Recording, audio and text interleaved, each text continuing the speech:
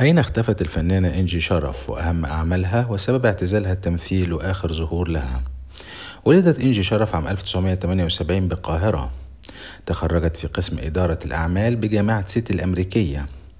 بدأت إنجي العمل في الإعلانات وكموديل في بعض أغاني الفيديو كليب، ليقع عليها الاختيار لتشارك في فيلم إسماعيلية رايح جاي عام 1997، والذي كان سببا في انطلاقتها الفنية.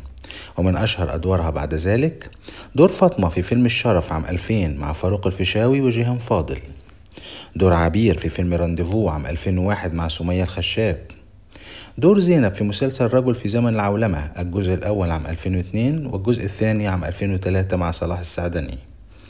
ولكن أشهر أدوارها التي يعرفها به الجمهور دور أنيسة في مسلسل رايا وسكينة عام 2005 مع عبلة كامل وسمية الخشاب.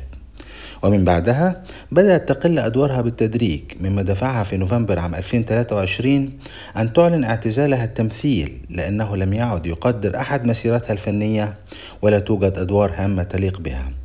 تزوجت إنجي شرف مرة واحدة عام 2007 من المذيع هشام بهي، واستمر زواجهم لسنوات قليلة وأثمر عن ابنها الوحيد زين. الفنانة إنجي شرف تتواصل مع جمهورها في السنوات الأخيرة باستمرار على موقع فيسبوك رغم اعتزالها، وهذه الصورة لها منذ شهور قليلة تعتبر آخر ظهور لها في عمر 47.